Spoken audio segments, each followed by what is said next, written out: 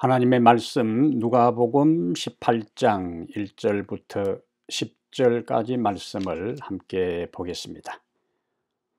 예수께서 그들에게 항상 기도하고 낙심하지 말아야 할 것을 비유로 말씀하여 이르시되, 어떤 도시에 하나님을 두려워하지 않고 사람을 무시하는 한 재판장이 있는데, 그 도시에 한 과부가 있어 자주 그에게 가서 내 원수에 대한 나의 원한을 풀어주소서 하되, 그가 얼마 동안 듣지 아니하다가 후에 속으로 생각하되, 내가 하나님을 두려워하지 않고 사람을 무시하나 이 과부가 나를 번거롭게 하니 내가 그 원한을 풀어주리라.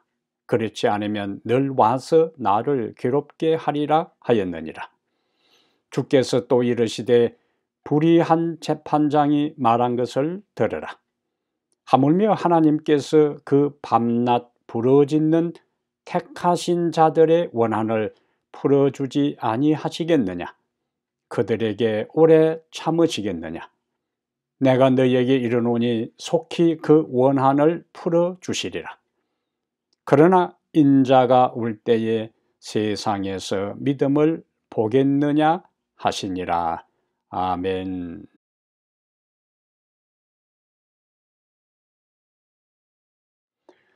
사랑하는 탁구매교회 성도 여러분, 지난 한 주일도 주님 안에서 평안하셨습니까?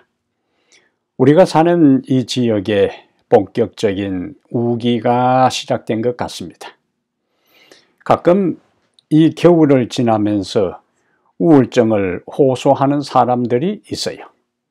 그러나 비가 오면 오는 대로, 날씨가 좋으면 좋은 대로 마음의 평안을 가지고 우리의 영원한 의의 빛이 되시는 그리스도를 의지하며 이 모든 긴긴 우기를 잘 지내게 되기를 바랍니다.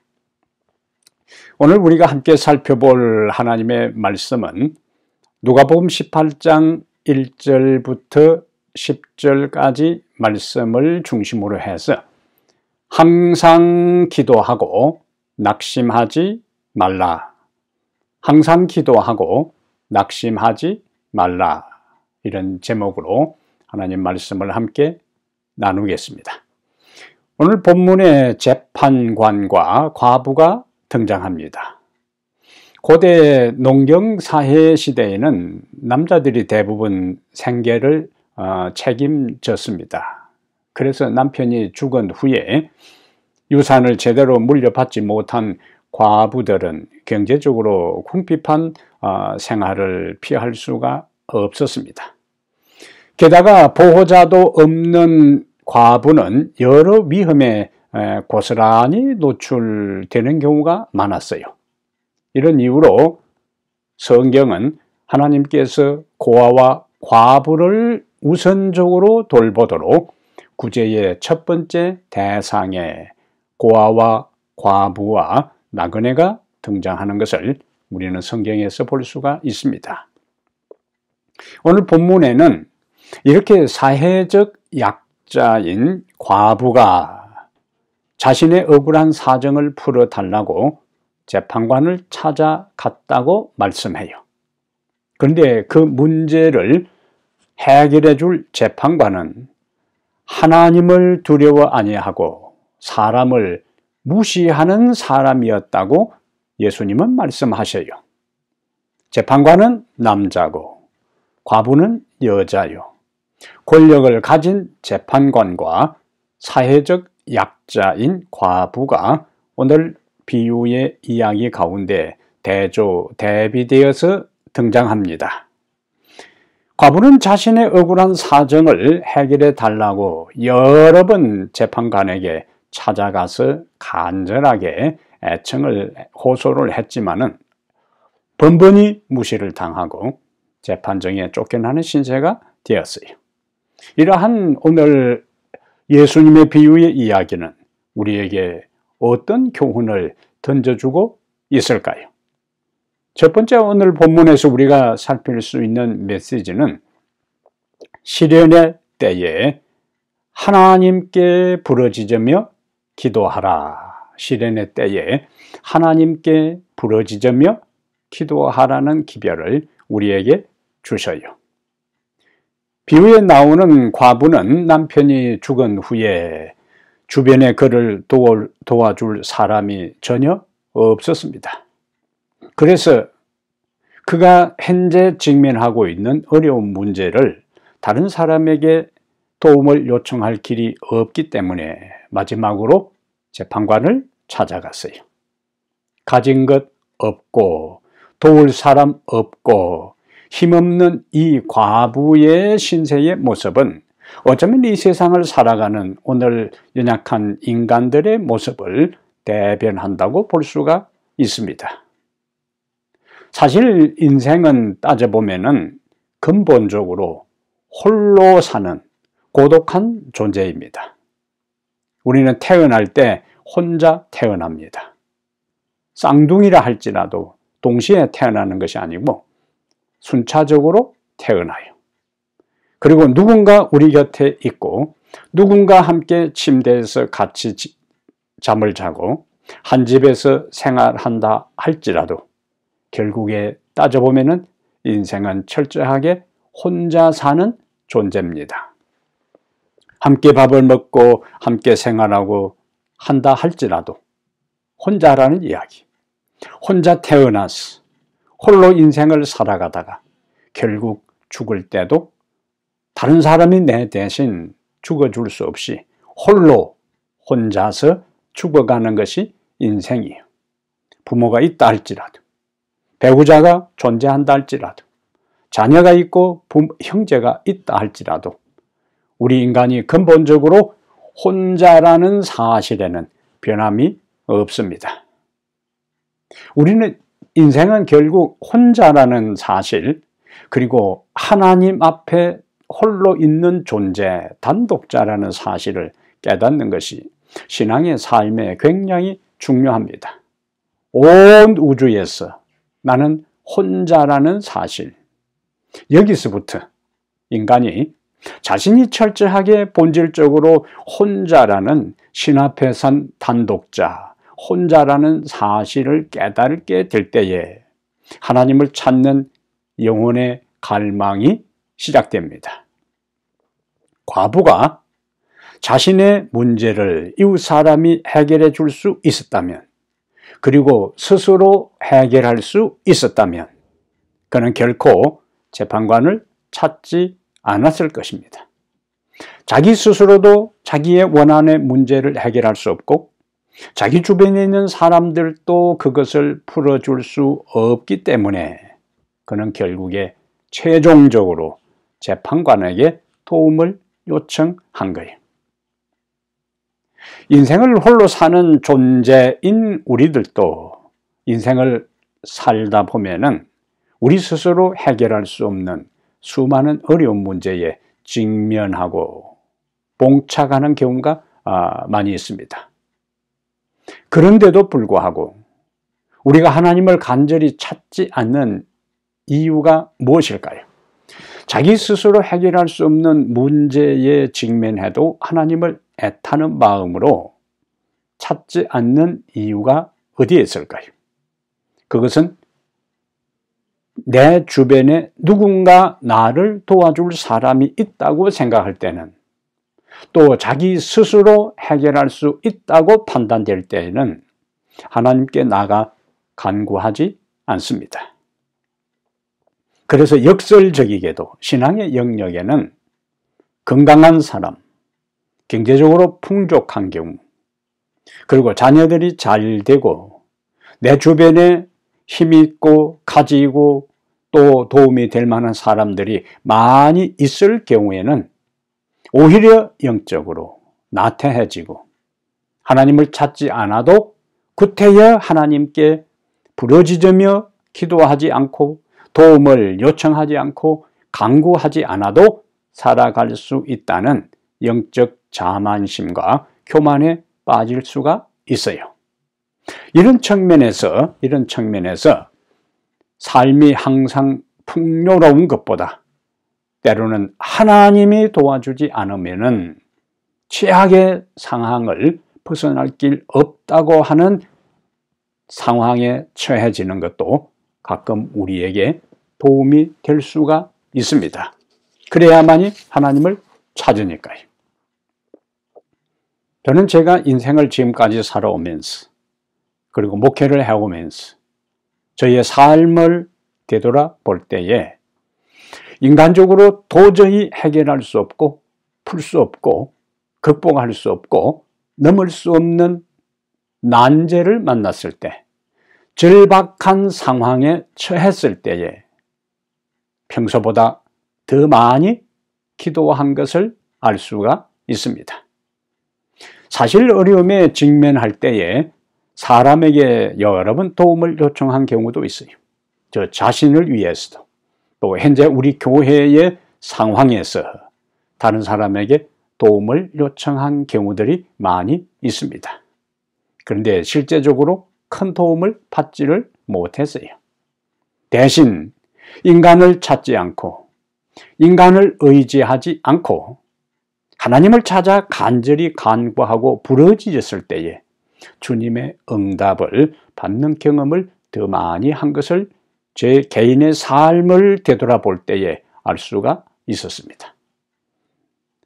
지금도 상황이 힘들어질 때마다 다음에 성경의 말씀을 붙잡고 기도했고 지금도 그렇게 기도합니다. 시편 50편 15절에 환난 날에 나를 부르라. 환난 날에 나를 부르라고 하나님께서 우리에게 요청하셨어요. 그러면서 약속하십니다. 내가 너를 건지리니 응답해 주시겠다는 말씀이에요. 문제를 해결해 주시겠다는 보장입니다. 네가 나를 영화롭게 하리로다.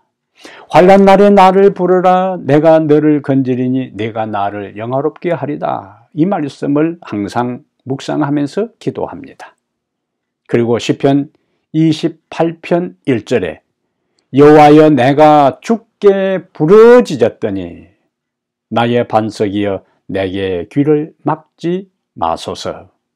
여호와여 내가 주께 부르짖으리니 나의 반석이여 내게 귀를 막지 마소서라는 다윗의 간구와 기도의 내용을 가지고 기도합니다.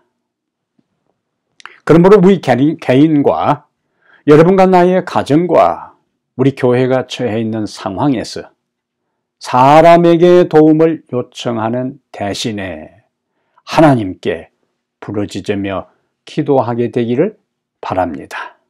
사람에게 도움을 요청하고 부탁해도 거절을 당하는 경우가 많이 있어요. 그것은 우리에게 무엇을 의미할까요? 사람을 의지하지 말고 사람에게 도움을 청하지 말고 하나님만 의지하라는 깨달음과 교훈을 하나님은 우리에게 주시기 위해 때로는 우리가 요청한 그 사람들에게 매정하게 거절당하는 그런 경험을 하나님께서 허락하셔요. 시편 146편 3절부터 5절에 시인은 이렇게 이야기합니다. 방백들을 의지하지 말며. 방백들은 권세 있는 자들이, 힘 있는 자들이, 권력이 있는 자들입니다. 그런데 방백들을 의지하지 말라고 했어요. 도울 힘이 없는 인생도 의지하지 말라. 도울 힘이 없는 인생도 의지하지 말라고요. 그러면서 야곱의 하나님으로 자기 도움을 삼으며 여호와 자기 하나님에게 그 소망을 두는 자가 복이 있도다라고 했습니다. 여기에 하나님을 누구의 하나님이라고 지칭하고 있는가? 야곱의 하나님이라고 했습니다. 야곱의 하나님. 우리가 이 말씀을 묵상해도 수많은 교훈과 깨달음과 진리들이 야곱의 하나님이라는 말씀 속에 있음을 알 수가 있습니다. 야곱이 외로운 시절, 그의 부모로부터 도망쳐 나오는 상황에 고향을 떠나 쓸쓸한 밭다마랑 골짜기에 홀로 누워 있을 때에 하나님께서 그에게 나타나 그의 미래를 보장하시고 약속해 주셨어요. 그의 인생을 책임져 주셨습니다. 형예서를 만나는 위태로운 위기 가운데서도 하나님은 하나님의 천사를 그에게 보내서 보호하시고 승리자 이스라엘이 되게 하셨어요. 야곱의 하나님입니다. 야곱의 하나님으로 자기 도움을 삼고 여호와 자기 하나님에게 소망을 두는 자가 복이 있다고 했습니다. 예레미야는 에레미야 33장 3절에서 너는 내게 부르짖어라. 사람에게 부르짖지 말고 사람을 찾아가지 말고 사람에게 도움을 구하지 말고 내게 부르짖어라. 어떤 약속을 하셨습니까? 내가 네게 응답하겠고 네가 알지 못하는 크고 비밀한 일을 네게 보이리라고 했습니다. 이 말씀 어지하여 하나님께 부르짖으며 기도하는 성도들이 되기를 간절히 바랍니다. 두 번째, 예수님은 오늘 비유를 통해서 우리에게 어떤 말씀을 주실까요? 항상 오늘 주제의 제목처럼 항상 기도하고 낙심하지 말라. 두 번째 우리에게 주시는 메시지입니다. 오늘 본문은 항상 기도하고 두 번째는 낙심하지 말라는 것이 주제예요. 우리가 열심히 하나님께 기도해도 때로는 하나님은 우리의 기도에 대해 반응하지 않고 침묵을 지키는 것처럼 보일 때도 있습니다. 게다가 열심히 하나님께 기도해도 내가 지금 처해 있는 어려움이 더 얽히고 설키며 상황은 더 악하게 전개되는 것처럼 보일 때도 있습니다. 그러한 가운데서도 오늘 본문은 뭐라고 말씀하신다고요? 항상 기도하고 주님의 응답이 지연되는 것처럼 보이고 지체되는 것처럼 생각될 때에도 여전히 하나님께 항상 기도하고 뭐 하지 말라고요? 낙심하지 말라. 오늘 본문의 이야기로 돌아가서 본문의 과부는 재판관을 찾아갔어요. 자신의 억울한 사정을 이야기하며 그 모든 억울한 것을 풀어달라고, 원한을 풀어달라고 가서 이야기합니다. 재판관이 즉시 들어준 것이 아니했어요. 처음에 그 이야기를 듣자마자 당신의 딱한 사정을 들으니까 내가 바로 도와줘야 되겠다고 그렇게 반응하지 않았습니다. 성경의 오늘의 이야기는 얼마 동안 과부의 요청을 무시했다고 했어요. 그의 요청은 번번이 거절당했습니다. 그렇지만 과부는 포기하지 않았다는 것이 오늘 예수님의 비유의 핵심입니다. 자신이 연약한 상태에서 권력자, 재판관에게 찾아가서 문전박대를 당하고 어떤 때는 수위에게 쫓겨나는 그 일들을 반복해서 경험했지만은 재판관을 찾아가서 자신의 요청을 이야기하고 원한을 풀어달라고 간구하는 것을 포기하지 않았어요. 자신의 사정을 재판관이 들어줄 때까지 계속 찾아가서 호소했습니다. 자, 이때의 재판관의 반응을 오늘 비유를 통해서 예수님은 과부가 자꾸 찾아와서 번거롭게 하고 귀찮게 하니까 그 원한을 풀어주어야겠다고 말하는 재판관의 말을 소개하고 있어요. 예수님은 이야기의 시작에서 이 재판관을 어떻게 평가했느냐? 하나님을 두려워하지 않는다고 했어요. 이 재판관은 어떤 사람인가? 사람을 무시한 사람이라고 했어요. 하나님을 두려워하지 않고 사람을 무시하고 얕잡아보고 멸시하는 이 재판관을 예수님은 불의한 재판관이라고 했습니다. 하나님을 두려워하지도 않고 사람을 무시할 정도의 불의한 재판관이라도 결국 과부의 집요한 요청에 두 손을 들고 만 것입니다. 과부의 모든 원한을 해결할 수 있었던 비결은 포기하지 않고 끈질기게 집요하게 자신의 소원을 재판관에게 이야기했을 때에 과부는 자신의 소원을 해결할 수가 있었습니다. 그의 요구는 응답을 받았어요. 우리가 오늘 본문 누가복음 18장 6절과 7절을 보면은 7절에서 중요한 부사가 하나 나오는데 하물며라는 부사를 예수님께서 말씀하셨어요. 불의한 재판관도 포기하지 않고 과부가 끈질기게 집요하게 포기하지 않고 요청했을 때에 불의한 재판관이 그 소원을 들어주었다는 거예요. 그러면서 예수님은 하물며 우리 하나님께서 우리의 간구에 대해 오래 참으시겠느냐고 예수님은 말씀을 하신 것입니다.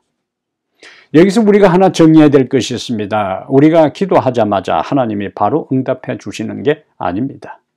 하나님의 기도는 하나님의 방법과 하나님의 시간표에 의해 우리에게 이르러 와요. 그러나 우리는 다음의 약속을 기억하고 항상 기도하고 낙심하지 않으며 하나님께 기도할 수가 있어요.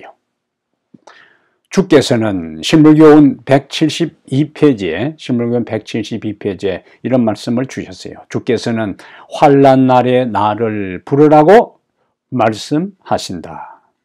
그는 우리에게 우리의 복잡한 문제와 공공한 사정과 영적 필요를 당신께 아뢰라고 권유하신다. 그는 우리에게 항상 기도하라고 하신다. 어려운 일이 생길 때에 우리는 곧 그분에게 진지하고 열렬한 호소를 해야 한다. 우리는 끈기 있는 기도로서 하나님께 대한 우리의 강한 믿음의 증거를 나타내야 된다고 신물교훈 172페이지에서 우리에게 권면하고 있습니다. 이러한 가르침을 따라서 항상 기도하며 끈기를 가지고 하나님께 온전한 믿음을 가지고 기도하는 성도들 되기를 바랍니다. 세 번째, 예수님은 오늘 비유를 통해서 응답하시는 하나님을 믿으라 하는 말씀을 우리에게 주셔요. 응답하시는 하나님을 믿으라. 오늘 불의한 재판관의 비유를 통해서 예수님께서 최종적으로 말씀하시는 결론은 무엇일까요? 하나님께 울부짖으며 기도하라. 항상 기도하고 낙심하지 말라. 그러면 하나님께서 당신의 방법과 시간표에 따라 우리의 드린 기도에 대해 응답해 주신다는 말씀입니다. 예수님이 말씀하신 것처럼 불의한 재판관도 과부의 소원을 들어주시는데 하물며 어찌 우리 하나님이 우리의 간구에 대해 응답해 주시지 않겠느냐고 예수님은 말씀을 하셨어요. 바울은 로마서 8장 32절에서 자기 아들을 아끼지 아니하시고 우리 모든 사람을 위하여 내어주신 이가 어찌 그 아들과 함께 우리에게 모든 것을 주시지 아니하겠느냐고 말씀을 하셨습니다. 하나님은 우리의 부르짖는 우리의 간구와 기도를 무시하지 않을 것입니다. 우리가 당한 억울한 일들, 우리가 흘리는 눈물들, 우리가 견디고 있는 핍박과 고난을 모른 채 하지 않으십니다. 신물교훈 174페이지에 통회하는 마음으로 그분에게 나아가는 자들은, 하나님께 나아갈 때 우리의 마음가짐 있죠. 통회하는 마음으로 그분에게 나아가는 사람들은 한 사람도 거절당하지 않을 것이다. 아멘. 진정한 기도는 하나도 허지로 돌아가지 않을 것이다. 이 약속을 주신 하나님을 믿으라는 말씀이에요. 저는 오늘 말씀을 준비하면서 누가복음 18장 8절의 마지막 예수님이 하신 말씀이 계속 마음에 울렸습니다. 그러나 예수님 마지막 말씀이요, 인자가 올 때에 세상에서 믿음을 보겠느냐. 기도하라는 수많은 말씀과 응답하시겠다는 수많은 약속이 있어도 기도하지 않는 우리를 향한 주님의 탄식의 말씀입니다. 우리가 처음 신앙을 할 때보다 지금 믿음의 길을 여기까지 걸어온 우리의 현 시점에서 더 많이 기도해야 되는데 우리는 더 많이 기도하지 않는 우리들 자신을 보는 것입니다. 우리들 주변에 일어나는 세상에서 돌아가는 수많은 사건과 사고와 징조들을 보면은 인자가 올 날이 멀지 않음을 우리에게 깨우쳐주고 경고해주고 깨닫게 해주고 있어요. 그런데 더 많이 기도해야 될 때에, 다른 어느 때보다 더 근신하고 깨어 있어야 할 때에 그렇지 못하게 될 것이다 하는 것이 예수님의 경고의 말씀이에요. 인자가 올 때에 세상에서 믿음을 보겠느냐? 어떤 믿음인가? 하나님께 기도하면, 하나님께 울부짖으며 간구하고 항상 기도하고 낙심하지 않을 때 하나님의 방법과 하나님의 시간표에 따라 응답해 주신다는 그 믿음을 보겠느냐는 예수님의 탄식입니다. 과거 어느 때보다 더 하나님을 찾아야 할 때가 있다면 바로 지금입니다.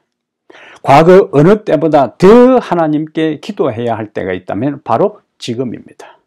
과거 어느 때보다 더 간절히 하나님께 호소해야 할 때가 있다면 바로 지금입니다.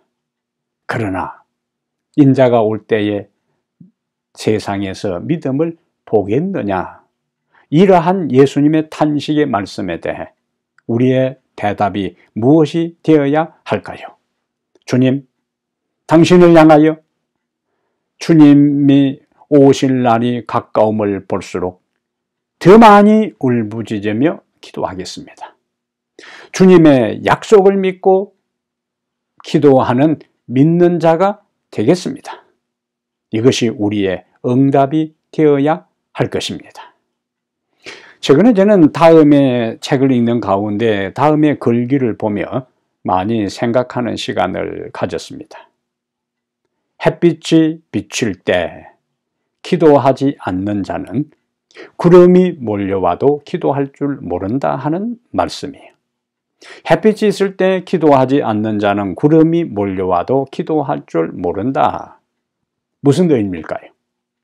평탄할 때에, 자신의 삶이 안정될 때에, 평소에 기도하지 않는 사람은 위기와 시련의 때에도 기도하지 않는다는 말입니다. 기도하는 것은 거룩한 영적 습관이에요. 예수님께서 이 세상에 사실 때에 여러 가지 습관이 있었는데 그 중에 기도하는 것도 습관이었어요. 예수님께서 습관을 쫓아 감람산에 가서 기도하시더라는 말씀이 나오잖아요. 기도는 거룩한 영적 습관입니다. 습관은 하루아침에 형성되는 것이 아닙니다. 기도는 반복하여 하는 행동을 통해 형성되는 것이 습관입니다.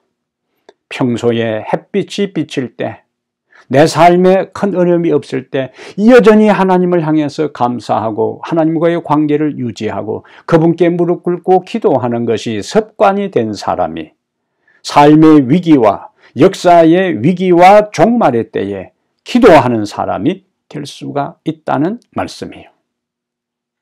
평소에 기도하지 않는 사람은 위기의 때에도 기도하지 않고 오히려 하나님께 기도하는 대신에 하나님을 원망하다가 신앙을 떠나버리고 세상과 타협하고 주님을 떠나버리고 마는 것입니다. 오늘 여러분과 저의 선택은 무엇이 되어야 할까요? 햇빛이 비칠 때에 기도하는 자가 되기를 바랍니다. 그리고 우리의 삶의 연장선에서 구름 낀 날, 바람 부는 날, 태풍이 휘몰아치는 때에도 평소에 기도했던 영적 습관을 쫓아 여전히 하나님을 찾고 기도하는 성도들이 되기를 바랍니다. 링컨은 이런 이야기를 했어요. 아무데도 갈 곳이 없어 막연할 때 나는 여러 번 무릎을 꿇게 된다. 나의 지혜가 주위의 모든 것을 감당하기가 벅찰 때 나는 기도에 의지한다고 했습니다.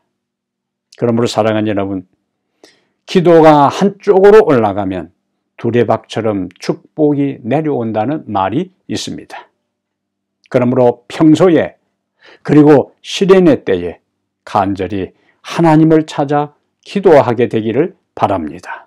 기도하되 포기하지 말고 항상 기도하고 낙심하지 말게 되기를 바랍니다. 그리고 응답하시는 하나님을 믿고 기도하는 믿음의 사람들이 다 되어 항상 기도하고 낭망하지 않는 우리 모든 성도들이 되기를 이 시간에 간절히 바랍니다. 하나님 우리 아버지, 예수 그리스도를 통하여 우리에게 항상 기도하고 낭망하지 않도록 비유의 말씀을 통하여 우리에게 깨우쳐 주시니 감사합니다. 이 땅을 사는 날 동안 홀로 사는 인생일진데 우리 스스로 해결할 수 없는 숱한 문제를 만날 때 하늘의 하나님께 울부짖으며 기도하게 해 주시옵소서. 우리의 드린 기도가 당장에 응답이 없다 할지라도 항상 기도하고 낙심하지 않게 해 주시옵소서. 인자가 올 날이 얼마 남지 않은 이 시대를 역사의 끝을 향하여 살아가는 이때에 주님의 약속을 믿고 기도하는 진정한 믿음을 가진 믿는 자가 되게 하여 주시옵소서. 우리 주 예수님 이름으로 기도합니다. 아멘.